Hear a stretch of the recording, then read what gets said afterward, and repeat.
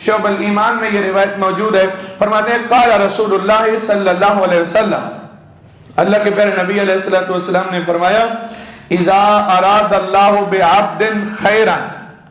جب اللہ کسی کے ساتھ بھلائی کا ارادہ کرتا ہے،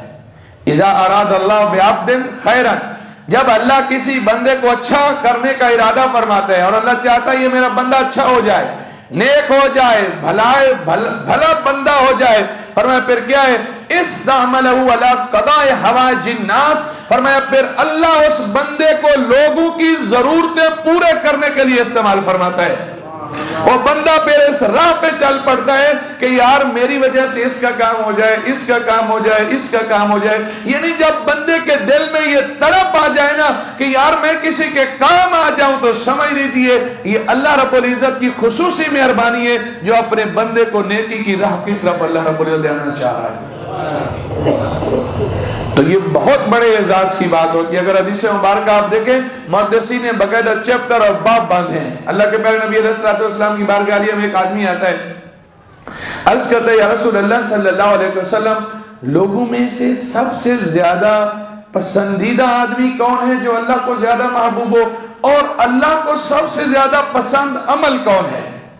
محبوب شخص کون ہے اور محبوب عمل کون ہے؟ جو اللہ کو بہت پیارا لگتا ہے وہ بندہ کون ہے؟ جو اللہ کو بہت زیادہ پسند ہے وہ عمل اور وہ کام کیا ہے؟ اللہ کے پیارے نبی علیہ السلام نے فرمایا احب الناس الی اللہ انفعهم للناس، فرمایا جو سب سے زیادہ اللہ کو پیارا بندہ ہے وہ یہ ہے کہ جو سب سے زیادہ اللہ کے بندوں کو نفع دے، ان کو فائدہ پہنچائے، وہ اللہ کے سب سے زیادہ پسندیدہ ترین بندہ ہے۔ تو اعمال میں سے احب الاعمال الی اللہ سرور تدخل علی مسلم او تکشف عنہ کربتا او تقضی عنہ دینا، فرمایا کہ جو پسندیدہ عمل ہے تمام چیزوں میں سے سب سے زیادہ پسندیدہ عمل یہ ہے کہ کوئی بندہ اپنے عمل سے مسلمان کے دل کو خوش کر دے۔ میرے ایک عمل کی وجہ سے اگر ایک مسلمان کا دل خوش ہو جاتا ہے، اور میں اللہ کے ہاں سب سے زیادہ پسندیدہ عمل ہے یہ، یا میرے عمل کی وجہ سے، میرے کام کی وجہ سے کسی کی مشکل دور ہو جاتی ہے، آپ کسی کو خوش کر دیتے ہیں یا کسی کی پریشانی دور کر دیتے ہو، تو اللہ کے ہاں یہ سب سے پسندیدہ عمل ہے۔ تیسری بات فرمائے او تقضی دینا، یا کسی مسلمان کا قرض اتار دیں۔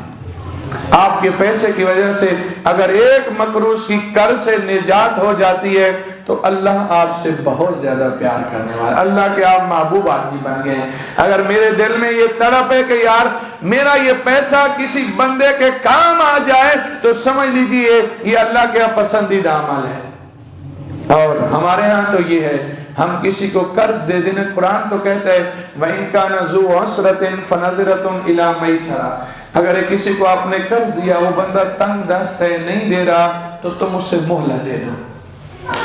اگر اور اگلی بات فرمائے وَإِن كَانَ ذُو عُسْرَةٍ فَنَظِرَةٌ إِلَىٰ مَيْسَرَةٍ وَأَن تَصَدَّقُوا خَيْرٌ لَكُمْ، معاف کر دو تو یہ سب سے بہتر ہے اگر تم جانتے ہو۔ اور ہمارے ہاں کیا ہے، ہم کسی کو قرض دے دیں بسا اوقات اس حیثیت سے کہ اسے پھر ذلیل کر کے رکھیں گے،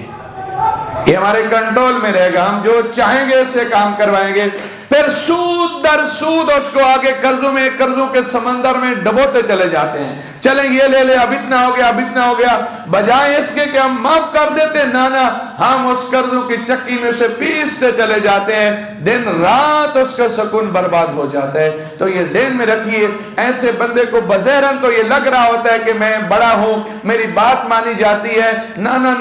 یہ اس کا خیال ہے، اللہ کے ہاں یہ پسندیدہ بندہ نہیں ہے، اس کو سکھ کبھی دل سے نہیں ملنے والا، اور اس کا دل بھی اسے جھنجھوڑے گا، ضمیر بھی بتائے گا کہ یار تم یہ غلط کر رہے ہو، لیکن پھر بھی یہ سدھرے گا نہیں۔ تو ایسا ہرگز نہ کیجیے۔ کتنی دفعہ میں نے عرض کیا ہے، اللہ کی مخلوق کو دکھ دیں گے نا، پھر مسجدوں میں بھی سکھ نہیں ملنے والا ہے۔ کرو مہربانی تم مال زمین پر، خدا مہربان ہوگا عرش بری پر۔